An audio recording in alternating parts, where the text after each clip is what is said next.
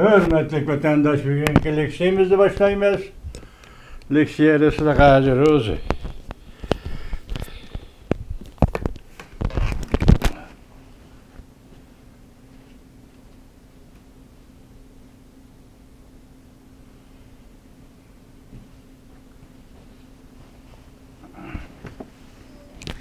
Geçirenler vatandaş.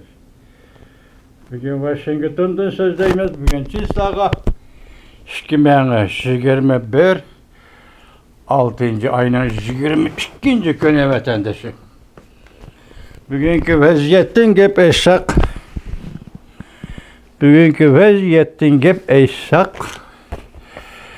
Birleşken Devletler Teşkilatı Kişilik Hukuk Komiteti valisi Barçelet Hanım Ürümçi'ye tekşürüşkü berişini ve Xitay bilen bu doğruda kelişim hasıl kılışını ümit kılıdığanlığını bildirdi. İkinci vaziyetki elsak Amerika Qo'shma Shtatları Devlet Meclisi'de bir parça kanun layihəsinin virusinin mənbeyini tekşürüş ve bunun için töletü şekilde bir kanun layihəsi ma'qullandı. Bugün sizlerge şu doğruda leksiya sözleyimiz hürmetlik vatandaşlar. Mavzumundaq Birleşken Devletler Teşkilatı bu yıl Cungune ve Uyguristan'ı ziyaret kılış doğrusu ortak tunuş hasıl kılışını ümit kıldı.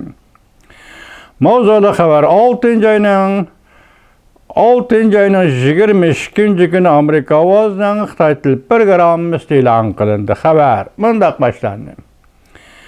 Birleşken Devletler Teşkilatı Kişilik Hukuk İşleri Valisi Michel Barçelet Hanım Abdü'nün 1. günü yani 6. ayının 21. günü mundaq görsetdi.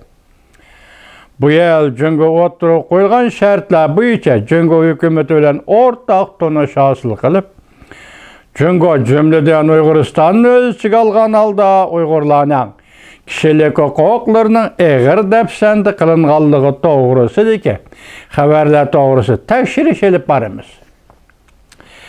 Reuters haber kılıp mundaq görset. Bu Birleşken Devletler Teşkilatı Kişilik Hukuk İşleri Valisi Michel Barçelet Hanım'ın Cungo'nu ziyaret kılış vakit cedvelin tünce kıtem ilan kılışıdır. Barçelet'in işhanesi 18. ayda ziyaret kılışının şartları doğrusu da Cungo daireleriyle söhbetleşken idi. Michel Barçelet Garp devletlerinin besmin uçuruşuğu başladı. Garp devletleri onun çeklimege uçurmayı Uyguristan'ı ziyaret kılışını talep kıldı. Haberde mundaq görüştüldü. Michel Barçelet Birleşken Devletler Teşkilatı Kişilik Hukuk Komiteti yığını açılgan çağda mundaq görüşet. O ziyaret kılış şeklini Cungo bilen davamlıq muhakeme kıl. Cümleden Uygur Abdunum rayını ahmiyetlik yitip beriş. Bu yıl ziyaret berişden önümlük ve kişini önümlük boluşunu ümit kıldı geçirenler.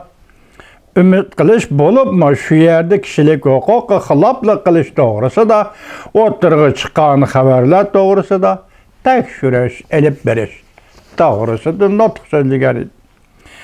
Halkara Umumi Keçirim Kişilik Hukuk Teşkilatı ve Kişilik Hukuk Küziyet Küçük Kişilik Hukuk Teşkilatı bu yıl dokulat ilan kılıp Cungo hükümetinin Uyguristan'da Uygurlarga qandaq muamele kılganlığı doğrusu da fikir bayan kılıştı. Ve bu hareketler insaniyet karşı cinayet şekillendirdi dep görsetdi.